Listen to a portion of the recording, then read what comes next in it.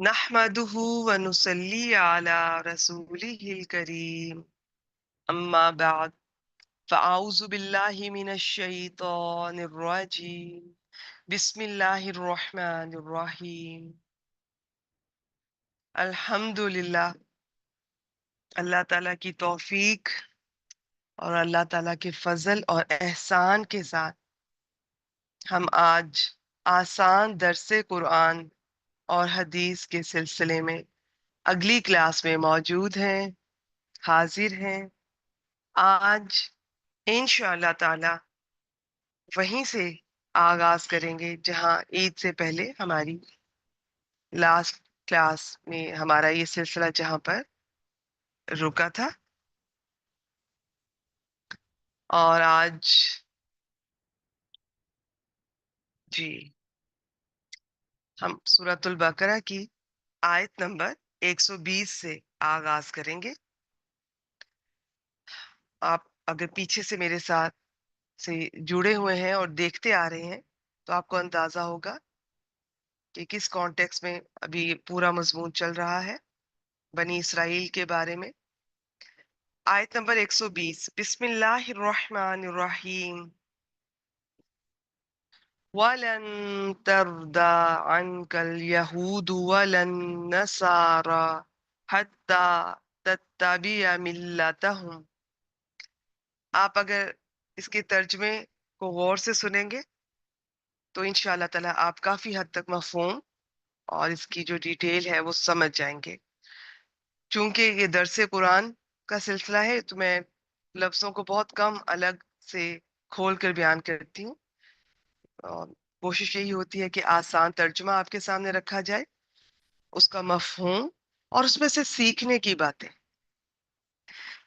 یہ نئے سننے والوں کے لیے میں یہ تھوڑا سا بتانا چاہوں گی کہ اس گروپ کا اور اس کلاس کا مقصد صرف یہ کہ آپ اگر کسی وجہ سے مصروف ہیں اور باقی جتنے بھی کورسز ہیں ترجمہ کے یا ترجمہ تفسیر کے، گرامر کے، کچھ بھی آپ کے لیے بھی پاسبل نہیں ہے ریگولرلی انہیں وقت دینا، تو آپ کم از کم سن لیجئے بس۔ انشاءاللہ تعالیٰ یہ بھی باعث برکت ہوگا، باعث خیر ہوگا، اور اللہ تعالیٰ سے دعا کیا کیجئے ایک دن آپ کو بھی موقع ملے گا، آپ پراپر اسٹوڈنٹ کے طور پر باقی جو گروپس ہیں یا کسی بھی ادارے میں کوئی بھی کورس آپ انشاءاللہ تعالیٰ ضرور کیجئے گا۔ اور یہ جو پہلے کر چکی ہیں یا موقع نہیں مل رہا، یہ ان سب کے لیے انشاءاللہ تعالیٰ اتنا ضرور کفایت کر جائے گا کہ آپ کو اندازہ ہو جائے گا کہ ہمارے رب نے اس کیا میسج کیا ہے، کیا کیا کہا ہے، کیا پیغام ہے ہمارے لیے۔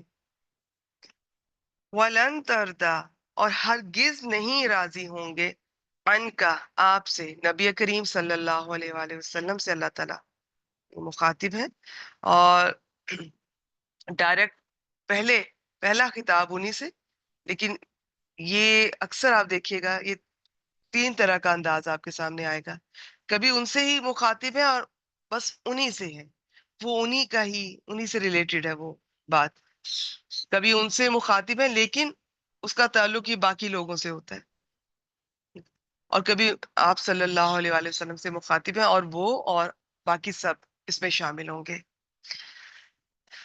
ہرگز نہیں راضی ہوں گے آپ سے الیہود، یہودی، ولا النصارى، اور نہ نصارہ، حتیٰ یہاں تک کہ تتبعوا، آپ اتباع کیجئے، فالو کیجئے۔ اتباع کیا ہوتا ہے؟ پیروی کرنا، کسی کے فٹ سٹیپس پہ چلنا۔ اطاعت اور اتباع میں تھوڑا فرق ہوتا ہے۔ اطاعت ہوتا ہے کہ حکم، آرڈر ملا، اسے بالکل اسی طرح بس فالو کرنا مسٹ ہے۔ اتباع میں ہوتا ہے کسی کے فٹ سٹیپس پہ چلنا، یا عام طور پہ شوق اور محبت سے یہ کام کیا جاتا ہے کہ جس چیز کا حکم دیا ہے وہ بھی ماننا ہے، جس کا حکم نہیں دیا لیکن اس شخصیت کے ہر عمل کو آبزرو کرنا، کاپی کرنا، فالو کرنا۔ تو یہاں پر یہ میں نبی اکرم صلی اللہ علیہ وآلہ وسلم کے لیے یہ لفظ جب بھی بیان ہوتا ہے قرآن مجید میں تو اس کا یہ میں اصل میں یہ مفہوم بتاتی ہوں کہ جو وہ ان کے صبح شام سونا جاگنا، اٹھنا بیٹھنا، لوگوں سے ملنا جلنا، بات چیت، کھانا پینا، ہر چیز اب وہ حکم تو نہیں دے رہے تھے کہ اس طرح کرو جیسے میں ایگزیکٹ میں یہ کر رہا ہوں، بول رہا ہوں، کھا رہا ہوں، لیکن یہ ان کو دیکھ کر ہم نے ویسا ہی کرنا، یہ اتباع میں آتا ہے۔ چلیے اس کو بس میں مختصر رکھتی ہوں نا، یہ بہت خوبصورت یہ لفظ ہے اور اس کے اندر بہت ڈیٹیل ہے، یہاں تک کہ آپ اتباع کریں، صرف یہ نہیں کہ ان کے احکامات کو، ان کی ہر چیز کو وہ یہ چاہیں گے کہ جب تک کہ اتباع نہ کی جائے ملتا ہوں ان کے طریقے کی۔ ملت کئی معنی میں قرآن مجید میں آیا ہے، ملت کا معنی دین بھی ہے، ملت جو قوم ہوتی ہے، اور بھی کئی معنی میں آیا ہے۔ اب یہاں پہ ان کا دین تو نہیں، دین تو ان کا ایکچوئل میں تو ان کا دین حق تھا، انہوں نے چینجز کی ہیں۔ اور دیکھیے خیر وہ دین کی طرف تو نہیں، وہ چاہتے تھے کہ بس جو انہوں نے بنا لیا ہے سارا کچھ، وہ جو متنجن سا بنا لیا ہوتا ہے، جیسے آج ہم لوگوں نے بھی مکس ہے، پتہ نہیں ادھر سے چیز نکال ادھر سے ملا اور ایک کچھ اور ہی بنا لیتے ہیں۔ جو ان کا طریقہ ہے اس کو جب تک آپ پورا فالو نہیں کریں گے تب تک وہ راضی نہیں ہوں گے۔ قل ان ہدی اللہ هو الہدا، فرما دیجئے بے شک ہدایت اللہ کی ہدایت اصل میں کیا ہے؟ جو اللہ کی طرف سے ہدایت ہے وہ ہی الہدا ہے، اصل ہدایت وہی ہے بس۔ اب ہم خود سے کسی چیز کو، چاہے وہ کام کتنا بھی اچھا ہے، میں اسے ہدایت کا نام نہیں دے سکتی۔ وَلَا إِنِ اتَّبَعْتَ، اور البتہ اگر آپ نے پیروی کی۔ اب یہ دیکھیں اللہ تعالیٰ نبی اکرم صلی اللہ علیہ وآلہ وسلم سے فرما رہے ہیں جو کہ ایسا کر ہی نہیں سکتے۔ اب اس میں ہم سب کے لیے میسج ہے، اور اگر آپ نے پیروی کی احواہم، ان کی احوا کی، ان کی خواہشات کی، بعد اللہ دی، دیکھیں یہاں ان کا دین نہیں کہا، دین ان کا حق تھا، لیکن اب چونکہ اسلام آ گیا تو اب پچھلی تمام شریعتیں منسوخ ہو جاتی ہیں، اب دین اسلام کو ہی فالو کرنا ہے۔ تو یہ بات انہوں نے یہ نہیں کہا کہ ان کے دین کو، بس جو کچھ انہوں نے چینجز کر کے وہ مذہب سا اور پتہ نہیں کیا کچھ بنایا ہوا ہے ریچول سے، اسے اللہ تعالیٰ نے کہا ان کی خواہشات کا نام دیا ہے اللہ تعالیٰ نے۔ اور ہم آج کے مسلمان بھی یہی کر رہے ہیں، کسی بھی اچھے کام کو اگر انہیں بتایا جائے کہ یہ بدعت ہے، یہ شرک ہے، تو وہ کہتے ہیں اس میں کیا ہوا، آپ سب لوگ تو بہت تنگ نظر ہیں، یہ ایک اچھا کام ہے، اس سے کسی کا بھلا ہو رہا ہے۔ تو کسی بھی اچھے کام کو میں یا آپ ڈکلیئر نہیں کر سکتے کہ یہ اچھا کام ہے۔ اچھا کام وہی ہے جو صرف اللہ کے لیے ہو اور نبی اکرم صلی اللہ علیہ وآلہ وسلم کے بتائے ہوئے طریقے کے مطابق ہو۔ عمل صالح کی یہ ڈیفینیشن میں دو چیزیں آتی ہیں، جو اس کو پورا کرے گا وہ عمل صالح کہلائے گا۔ میرا کیا دل چاہ رہا ہے، چلو جی اکٹھا ہوتے ہیں، کچھ کرتے ہیں گیدرنگ اور کچھ بھی گیٹ ٹوگیدر، اس میں چلے بھی ہم یہ کچھ مل جل کے کچھ ایسا کام کرتے ہیں کہ اس میں کچھ ارننگ بھی ہو جائے گی، لوگوں کا بھلا ہو جائے۔ اب وہ یہ نہیں ہم دیکھ رہے کہ وہ طریقہ جائز ہے نہیں ہے، بس چلے جی ہمارا مقصد تو اچھا ہے نا، لوگوں کا بھلا ہو رہا ہے، میرا دل چاہ رہا ہے گیٹ ٹوگیدر ہو، میں ایک مثال دے رہی ہوں، اور یوں کرتے ہیں، ذرا ہلا گلا کرتے ہیں، تو رونق میلہ لگاتے ہیں۔ یہ خواہشات کا نام نہیں ہے دین اسلام۔ دین اسلام ضابطہ حیات ہے جو اوپر سے بھیجا گیا ہے، اس میں میرا کیا دل چاہ رہا ہے، آپ کا کیا دل چاہ رہا ہے، یہ میٹر نہیں کرتا۔ اور آج کا اسلام اسی طرح ہی ہے۔ یہ شرک دیکھ لیجئے، بدعتیں جو اسلام میں ہم نے داخل کر لی ہیں، یہ ہمارا دل چاہ رہا ہوتا ہے، ہمیں اچھا لگ رہا ہوتا ہے، ایکچوئل اسلام ہمیں بورنگ لگتا ہے۔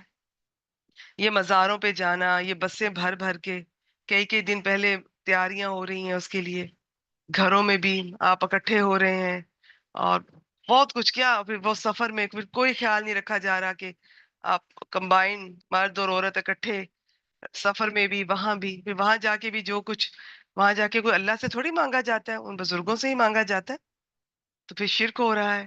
لیکن وہ سب کچھ اچھا لگ رہا ہے کہ چلیں جی باہر سے گھوم پھر کے آئے ہیں، کتنا ایک پکنک سی ہو گئی، انجوائمنٹ۔ تو اب ہم یہ نہیں دیکھ رہے کہ دین کیا کہتا ہے اس کے بارے میں، کوئی کہتا ہے تو پھر کیا ہوا، ہماری نیت تو اچھی ہے، اس سے کسی کا بھلا ہو رہا ہے۔ میں یہ آپ کو سمجھانے کے لیے صرف ایک مثال دے رہی ہوں۔ یہاں پہ یہ جو واہ ہے نا، اس لفظ میں بہت کچھ ہے، میں بھی بتاتی ہوں اس کے بارے میں انشاءاللہ تعالیٰ۔ بعد اللہ زی، اس کے بعد جو جا آکا آپ کے پاس آ گیا، مین العلم، علم میں سے، اور العلم ہے العلم، قرآن اور سنت، قرآن اور حدیث۔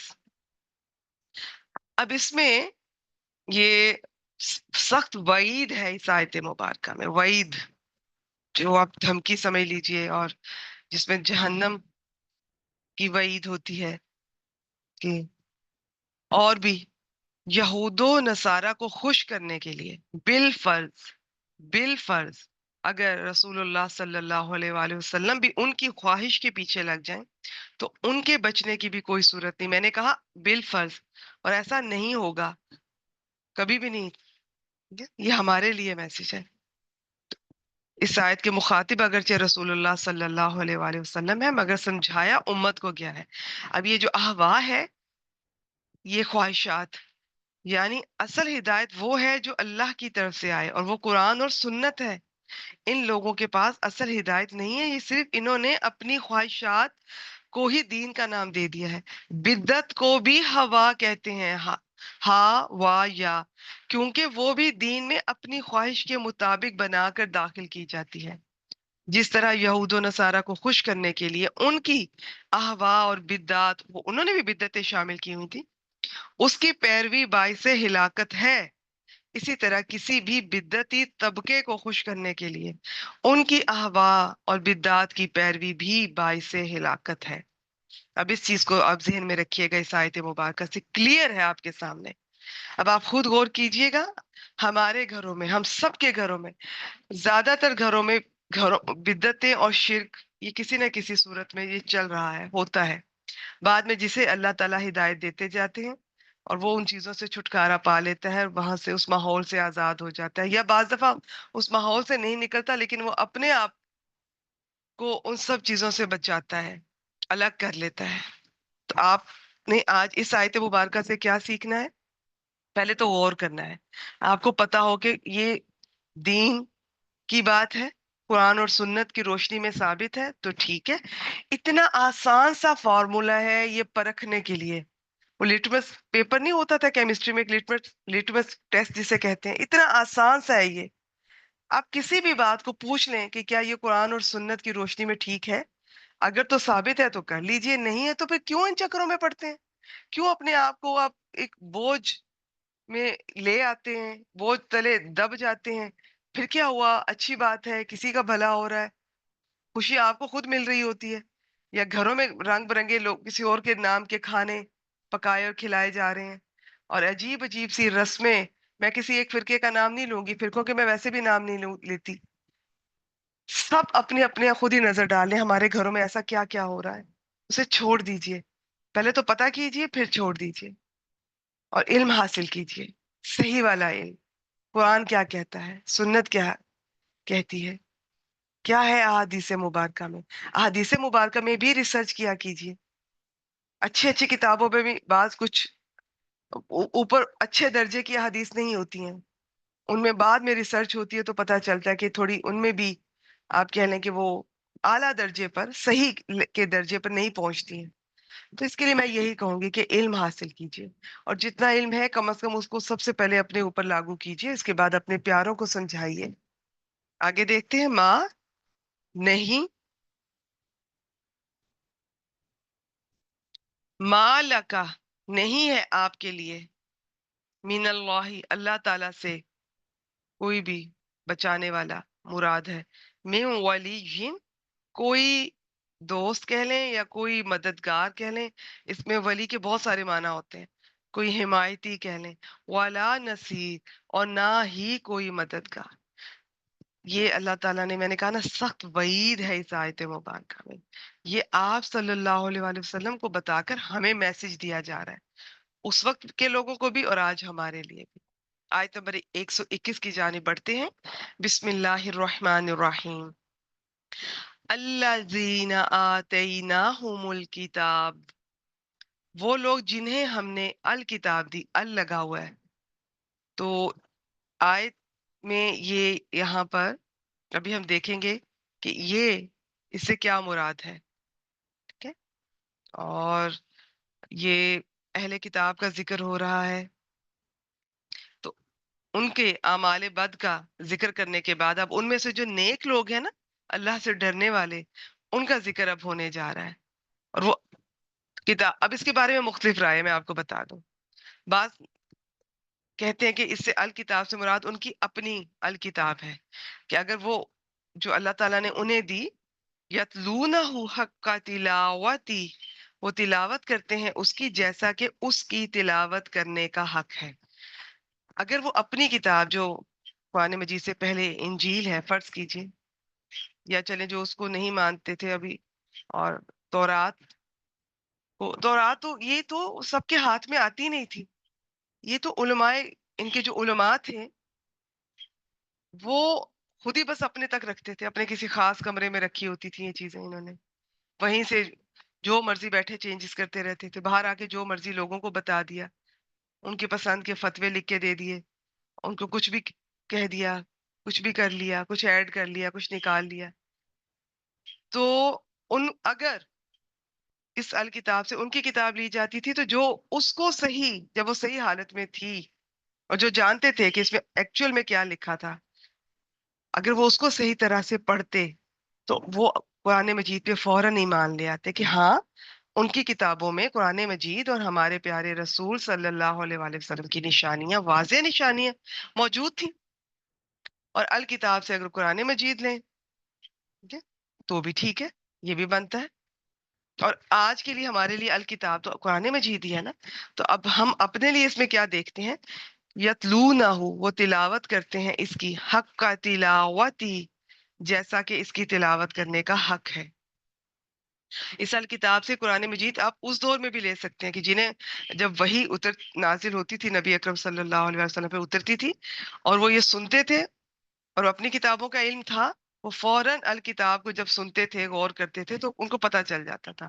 اور میں اب کس کانٹیکس میں بات کرنے جا رہی ہوں؟ میں قرآن مجید کے کانٹیکس میں بات کرنے جا رہی ہوں. یہ جو تلاوت کا لفظ ہوتا ہے نا، اس کا معنی ہوتا ہے، اس میں پہلے تو بتا دوں کئی معنی میں آتا ہے، تا لام واو.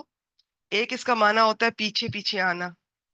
اب یہ پیچھے پیچھے آنا میں کوئی اس دوسرا پڑھ کے سنائے، یہ بھی اس میں ہوتا ہے. تلاوت میں کوئی پڑھ کے سنائے، اور جب وہ سنا رہا ہے یا چلے آپ خود ہی پڑھ رہے ہیں تو اس کا تلفظ بھی ٹھیک ہو، اس کا معنی بھی سمجھ آ رہا ہو، پیچھے پیچھے آ رہا ہو، اس کا مفہوم، ایکسپلینیشن، اس کا جتنی بھی آپ تفسیر کہہ لیجئے، سیکھنے کے پوائنٹس، عملی نکات جو پوائنٹس ہیں، نکتے ہیں.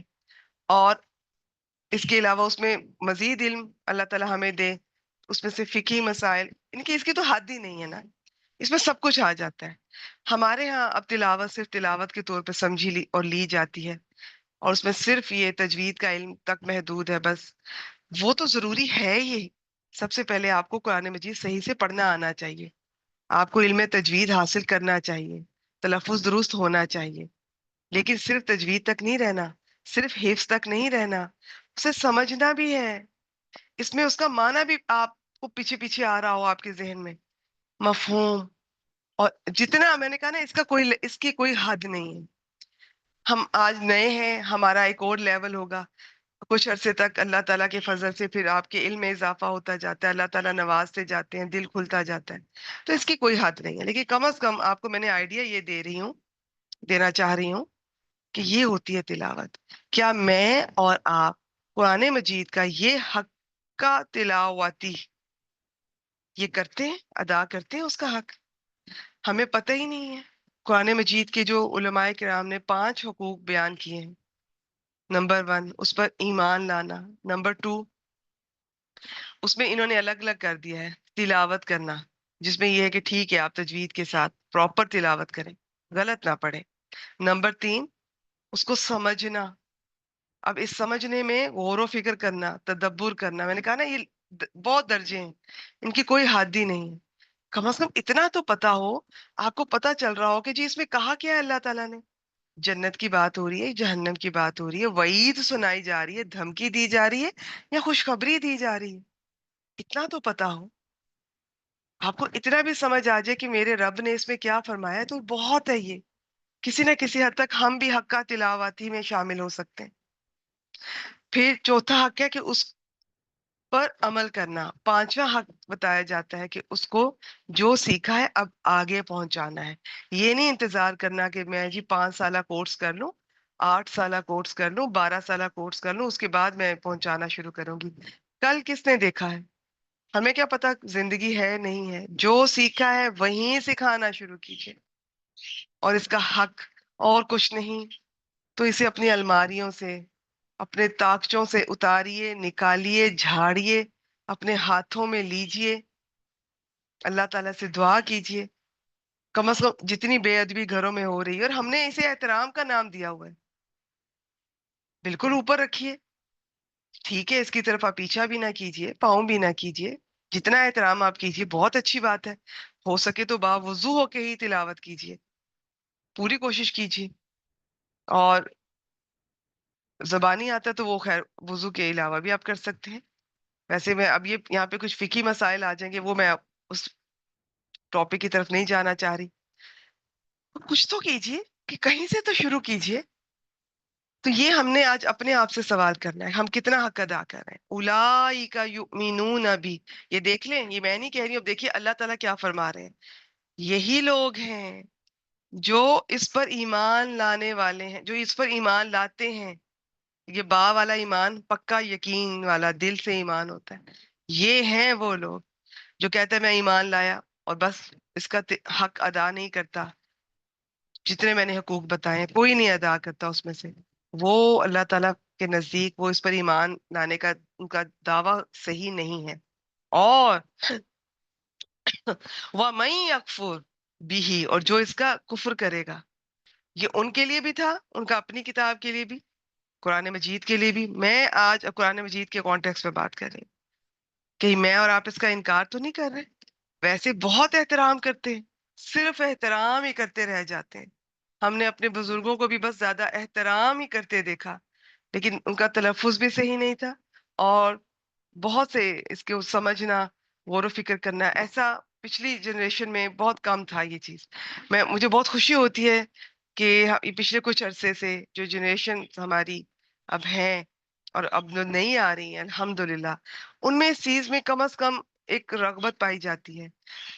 عربی گرامر سیکھنے کا جتنا شوق اب ہوتا جا رہا ہے، اس زبان کو سمجھنے کا، پھر اس کے علاوہ اور بھی کورسز کرنے کا. پچھلے بزرگ تو اکثر یہ کہتے سنائی دیتے تھے کہ بس ٹھیک ہے، اتنا ہی بہت ہے، جو بھی کروانا ہے مولوی صاحب کو گھر پہ بلا کے کروا لو، زیادہ پڑھ کے اس کو کرنا کیا ہے. اس کو خود پڑھنے سے تو انسان گمراہ ہو جاتا ہے، جیسا ان کو ان کے زمانے میں علماء نے بتایا ہوگا کچھ باتیں ایسی. تو یہ بھی اس میں آتا ہے، اس کے انکار میں. ویسے آپ احترام کر رہے ہیں، گھر میں ہر کمرے میں رکھا ہوگا، کبھی کھول کے نہیں دیکھا. کسی بھی مسئلے کے لیے فوراً مولوی صاحب کے پاس جائیں گے ہم، اور ہمیں نہیں پتا وہ صحیح بتا رہے ہیں یا غلط بتا رہے ہیں، اپنا کوئی نالج نہیں ہے اور اس کے مطابق عمل بھی نہیں. ظاہر ہے جب قرآن مجید نہیں کھولا تو ہمیں کیا پتا، ہم گھر میں شرک کر رہے ہیں، بدعتوں میں مبتلا ہیں اور خود خوش ہیں. اللہ سے محبت کے دعوے، قرآن مجید سے محبت کے دعوے، نبی اکرم صلی اللہ علیہ وآلہ وسلم سے محبت کے دعوے. ٹھیک ہے. تو اب یہاں اللہ تعالیٰ فرماتے ہیں جو کوئی اس کا کفر کرے گا فَأُولَئِكَ هُمُ الْخَاسِرُونَ، تو یہی لوگ ہیں جو خسارہ پانے والے ہیں، یہی خسارہ پانے والے ہیں.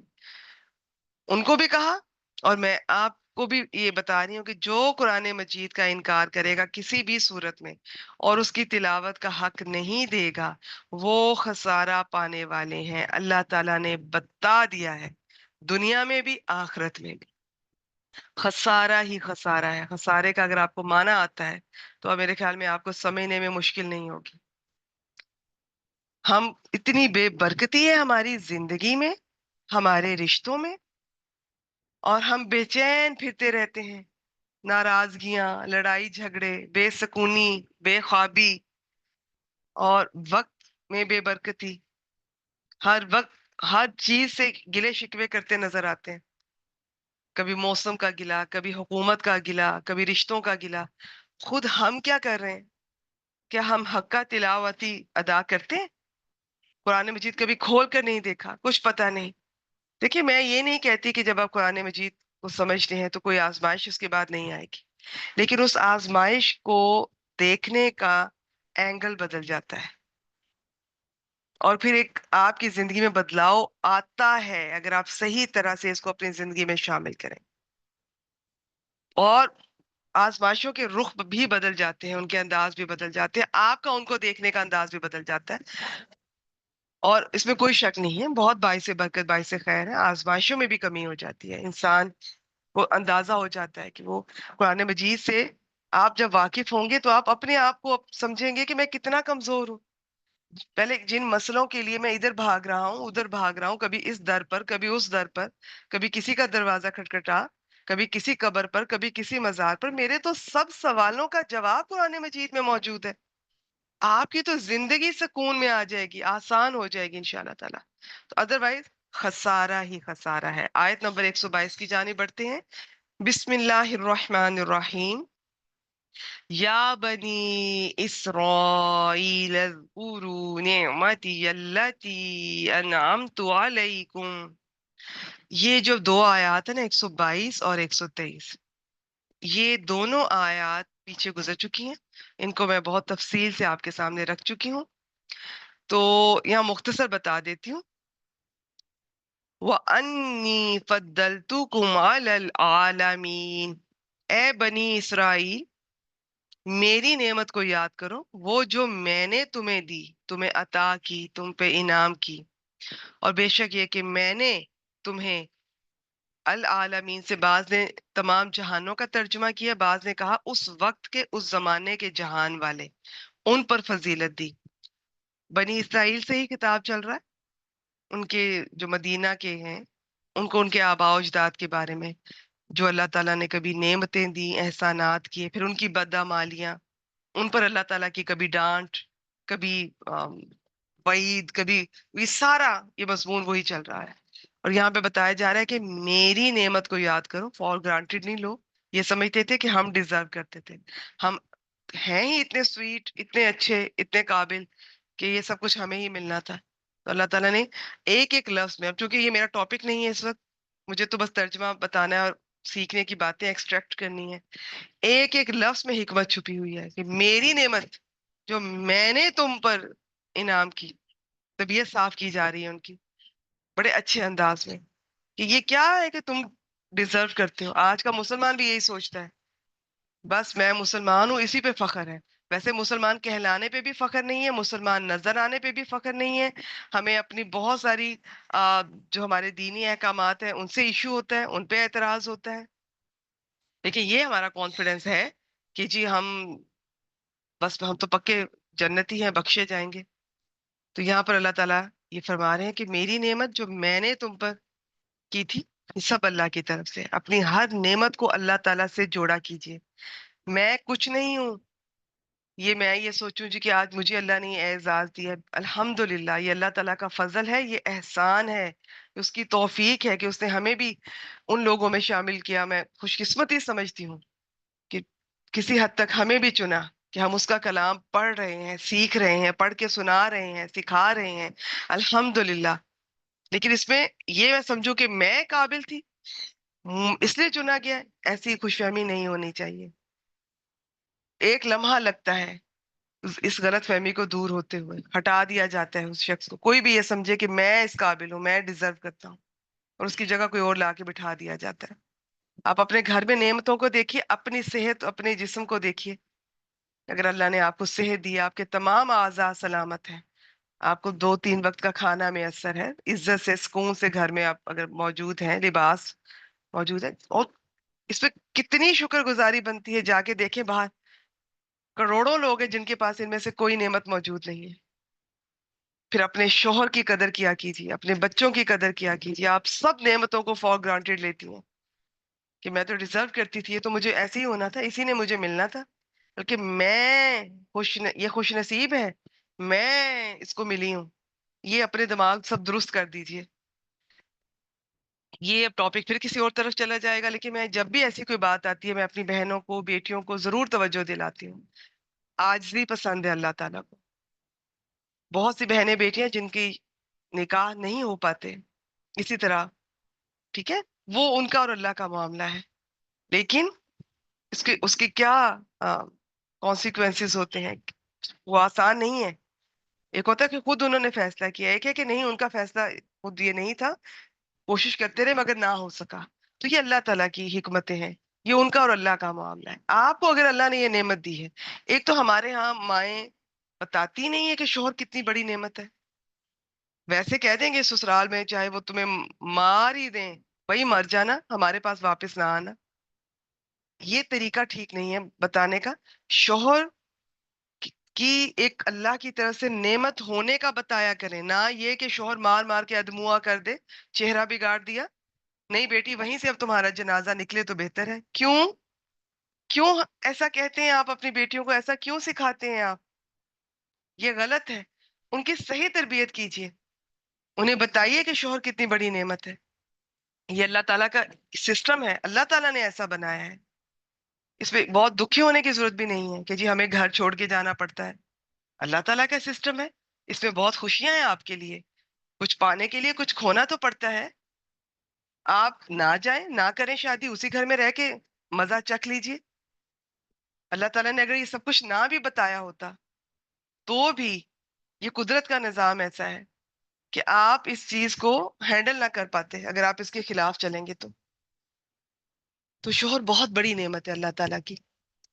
ٹھیک ہے، آگے جو اچھے آپ کے لفظوں میں اچھے نہیں ہیں آپ کے کاغذوں میں، اب وہ میرا ٹاپک نہیں ہے. میں اچھے شوہروں کی بات کر رہی ہوں، اور یہ بھی اچھے کی ڈیفینیشن بھی ڈیفرنٹ ہوتی ہے. بعض معصوم نادان بہنیں، ان کے شوہر ان سے اتنی محبت بھی کرتے ہیں، ان کو دنیا کی ہر نعمت دی ہوتی ہے، لیکن وہ پھر بھی ان سے نالا نظر آتی ہیں، خفا، ناراض، گلے شکوے کرتی نظر آتی ہیں. میں ان کی بات کر رہی ہوں. یا اگر چھوٹی موٹی تنگی ہے، سسرال کی طرف سے تنگی ہے، شوہر اگر اچھے ہیں، آپ کا احترام کرتے ہیں، ضروریات زندگی پوری کر رہے ہیں، شکر ادا کیا کیجیے اللہ تعالیٰ کا. یہ بہت بڑی نعمت ہے. ان کا احترام کیا کیجیے، قدر کیا کیجیے. اپنی بچیوں کو سکھائیں ان کا احترام کرنا. یہ کتنی قابل احترام ہستی ہے. ہم نے یا تو ہم بیٹیوں سے کہتے ہیں کہ بس وہی مرنا ہے تم نے، چاہے کچھ بھی ہو جائے، شوہر اور سسرال والے جو چاہے ظلم کریں، ہم پھر سنتے ہی نہیں ہیں. یا پھر ہم بیٹیوں کو کہتے ہیں بیٹی بس خود پڑھو، انڈیپینڈنٹ ہو جاؤ، یہ شوہر وہر کوئی چیز نہیں ہوتا، اس کو تو چھوڑو، مل جائے گا ٹھیک ہے، نہیں تو بس تم اپنا کماؤ اپنا کھاؤ. یہ کس طرح ہم ٹریننگ کر رہے ہیں اپنی بیٹیوں کی. میں کہتی ہوں بالکل ایجوکیشن ہونی چاہیے، میں کہتی ہوں بالکل سکل ہونا چاہیے، لیکن اس طرح سے تو نہ آپ کیجیے. آپ ایسے پیار سے کہہ سکتی ہیں کہ یہ تو ایک فیز ہے لائف کا. اگر آپ اس کو نہیں، اس فریضے کو ادا کرتی، تو میں آپ کو بتا رہی ہوں کہ اس کے کانسیکوینسز ہوتے ہیں قدرت کی طرف سے. اگر کوئی خود یہ کہتا ہے کہ نہیں کرنی شادی، کوئی بات نہیں، بات کی نہیں ہوتی ہے، یہ اللہ کا اور ان کا معاملہ ہے، ہم نے ان کو نہیں کوئی ڈسکس کرنا. لیکن اگر آپ کی ہو گئی ہے تو اس کو آپ اللہ تعالیٰ کا شکر ادا کریں پھر. اور یہ بھی نہ کہیں کہ کچھ بھی ہو جائے ہمیں نہ بتانا، ادھر نہ آنا. اور یہ بھی نہ کریں کہ جی بس شوہر کو کچھ سمجھو ہی نہ، خود کماؤ خود کھاؤ، وہ کون ہے نہیں دیتا نہ صحیح. تو یہ بھی نہ سمجھیے. تو یہ ٹریننگ صحیح کیجیے، احترام سکھائیے. آج کل کی بہنیں بیٹیاں، بہت افسوس ہوتا ہے مجھے دیکھ کر، اپنے شوہروں کا احترام نہیں کرتی ہیں، نا قدری کرتی ہیں، بد زبانی، بد اخلاقی. بہت افسوس کا موقع ہے یہ. آپ اگر کما بھی نہیں ہیں بالکل کمائیے. میں تو کہتی ہوں گھر پہ جو بھی بہنیں ہیں، کوئی سکل اللہ نے آپ کو دیا، آن لائن آپ کوئی جاب کر سکتی ہیں، جائز حلال جو بھی اللہ نے سکل دیا آپ کو، آپ شوہر کا ہاتھ بٹائیے. لیکن یہ کیا کہ دو پیسے آگے اور طبیعت ہی بدل گئی، آپ کی مزاج ہی بدل گیا. پھر جو آپ کر رہی ہوں گی، آپ کی بیٹیاں بھی آپ کو ویسے ہی آبزرو کرتی ہیں. اور یہی زیادہ تر یہی دیکھنے میں آیا ہے. میں آپ کو ایک بات بتا دوں، جو مائیں اپنے شوہر کی عزت کرتی ہیں، اپنے بچوں کے سامنے شوہر کی برائیاں نہیں کرتی، انہیں کوستی نہیں ہیں، احترام کرتی ہیں، ان کی خدمت کرتی نظر آتی ہیں، ان کی بیٹیاں بھی اپنے گھروں میں جا کے اپنے شوہروں کی قدر کرتی ہیں. اور جس گھر میں خواتین کا ہولڈ ہوتا ہے وہ ڈومیننٹ ہوتی ہیں، شوہر کو سمجھتی کچھ نہیں ہے، ایک کونے پہ لگا دیتی ہیں. آتے ہی یا کچھ عرصے کے بعد، بعض تو آتے ہی بعد شروع میں شوہر کی طرف سے سختیاں ہوتی ہیں، سسرال کی طرف سے، بعد میں بچے بڑے ہوتے ہیں، کنٹرول ہاتھ میں آتا ہے، تو اس شوہر کو وہ کونے سے لگا دیتی ہیں. اللہ کا خوف کیجئے، اللہ سے ڈریے. انہوں نے اگر غلط کیا تو وہ اس کے ذمہ دار وہ ہیں. آج اللہ نے آپ کو اختیار دیا، آپ کی اولاد جوان ہو گئی ہے، آپ کا احترام کرتی ہے، تو ایسا نہ کیجئے. اور یہ میں آپ کو بتا دوں، یہ ہوتا ہے. اگر آپ اپنے شوہر کی کچھ بھی، انہوں نے چاہے آپ کے ساتھ زیادتی کی ہے، آج آپ کا ہولڈ ہے گھر میں، آپ کی حکومت ہے، اور آپ بچوں کو اپنے شوہر کے خلاف کیے جا رہی ہیں. یہی بچے تھوڑے اور بڑے ہوں گے، میچور ہوں گے، یہ آپ کا احترام بھی نہیں کریں گے کہ جو بھی تھا، جیسا بھی تھا، ہمارا باپ تھا، کیوں نہیں آپ نے ہمیں احترام کرنا سکھایا. آپ ان باتوں کو اگنور بھی تو کر سکتی تھی. وہ آپ کا احترام بھی نہیں کریں گے. سمجھدار عورت شوہر کی ایک حد تک میں ظلم کی بات نہیں کر رہی ہوں، میں چھوٹی موٹی اس کی جو اس کی طرف سے زیادتیاں ہوتی ہیں، کس کی طرف سے نہیں ہوتی، ہم سب کی طرف سے ہوتی ہیں. ہم قرآن مجید سے جڑے ہوئے لوگوں سے بعض دفعہ ہماری نیت ارادہ نہیں ہوتا، ہم سے بھی لوگ ہرٹ ہو جاتے ہیں، بعض دفعہ ہم نے وہ بات اس نیت سے نہیں کی ہوتی، تو سب سے ہوتی ہے زیادتی. سمجھدار عورت وہ ہے جو اپنے شوہر کو ان زیادتیوں کے ساتھ قبول کرے، اگنور کرے، اور اتنی نرمی، محبت اور خدمت سے اس کا دل جیت لے. اس میں وقت ضرور لگتا ہے لیکن یہ ہوتا ہے. اکا دکا ہوں گے جو کہ نہیں بدلتے. اب ان کے بارے میں کیا کہوں، اللہ ان مردوں کو ہدایت دے، میرا وہ ٹاپک نہیں ہے اس وقت. اور بچوں کو کبھی اپنے شوہروں کے اور اپنے سسرال والوں کے خلاف نہ کیجیے. اگر آپ ان کو آج نیگیٹو سوچنا سکھائیں گی، کل وہ آپ کے بارے میں بھی نیگیٹو سوچیں گے، کل وہ اپنے لائف پارٹنر کے بارے میں بھی نیگیٹو سوچیں گے، وہ ہر چیز کے بارے میں نیگیٹو سوچیں گے، کیونکہ آپ نے انہیں نیگیٹیوٹی آپ نے سکھائی ہے. وہ ہر ایک کو شک کی نظر سے دیکھیں گے، نہیں یہ کہہ رہا ہے، اس کا اصل میں اس کی نیت کچھ اور ہے، اس کا مقصد کچھ اور ہے. اور ہم گھروں میں ایسی بات کرتے ہیں بچوں کے سامنے، ان کے اپنے سسرالی رشتوں کی، اپنے شوہر کی، یہ ایسے کہہ رہے ہیں، اصل میں چاہتے کچھ اور ہے، یہ کرتے کچھ اور ہے، ان کی نیت کچھ اور ہے. آپ کو کیسے ان کی نیت کا پتہ ہے؟ تو میں اس ٹاپک کو یہیں روکتی ہوں. تو یہاں پر بس بتانا یہ چاہ رہی تھی، نعمتوں کی قدر کیجیے. یہ آیت مبارکہ اور اگلی بھی میں الحمدللہ یہ آپ سے شیئر کر چکی ہوں، اس کو بھی دیکھ لیتے ہیں. بسم اللہ الرحمن الرحیم. وَاتَّقُوا يَوْمًا لَا تَجْزِي نَفْسٌ عَن نَفْسٍ شَيْئًا، اور ڈرو اس دن سے نہیں کام آئے گا کوئی نفس کسی نفس کے کچھ بھی، وَلَا يُقْبَلُ مِنْهَا، اور نہ قبول کیا جائے گا اس نفس سے عدل، کوئی فدیہ، کوئی بدلہ. یہ عدل کئی معنی میں استعمال ہوتا ہے، یہاں بامعنی فدیہ سمجھ لیجیے. وَلَا تَنْفَعُهَا شَفَاعَةٌ، اور نہ نفع دے گی اسے کوئی سفارش. وَلَا هُمْ يُنصَرُونَ، اور نہ ہی وہ مدد کیے جائیں گے. ایک انسان کے دوسرے انسان کو مدد کرنے کے جتنے بھی طریقے ہو سکتے ہیں اس دنیا میں، کہ کوئی کسی کا بوجھ اٹھا لے، ان کے اگر کوئی پھنس گیا ہے، کوئی کسی کا بوجھ اٹھا لے، یا اس کو فدیہ دے کے چھڑا دے، یا کوئی سفارش کر دے، یا کوئی گروپ آئے اور اس کو چھڑا کے لے جائے، ایسا کچھ بھی نہیں ہوگا اس دن. یہ سین ہی نہیں ہوگا. اللہ تعالیٰ نے کلیئر بتا دیا، ان کے لیے بھی تھا، ہم مسلمانوں کے لیے بھی. اچھا ایسا کرتے ہیں، میں ویسے تو یہ چاہ رہی تھی یہ آیت مبارکہ بھی کر لیتے، لیکن آیت نمبر 123 تک کی کرتے ہیں، اور آگے پھر ہم جو چند منٹس ہمارے ہیں باقی، وہ حدیث مبارکہ اس کو بھی تھوڑا سا اس کا حصہ اربعین نووی میں سے دیکھ لیتے ہیں. تو یہ تھی جی آج کا درس قرآن. آیت نمبر 120 سے 123 تک ہم نے کیا، اور آخر دو آیات میں نے آج اس لیے مختصر بتائیں کہ یہ پہلے بہت تفصیل سے میں آپ سے شیئر کر چکی ہوں. آپ میں سے جو بہنیں رکنا چاہیں آپ رک سکتی ہیں، اور اگلی ہماری جو اب آخری 20 منٹ میں اربعین نووی حدیث کی جو کلاس ہے، حدیث مبارکہ کی، آپ وہ جوائن کر سکتے ہیں. جو جانا چاہتی ہیں آپ جا سکتے ہیں.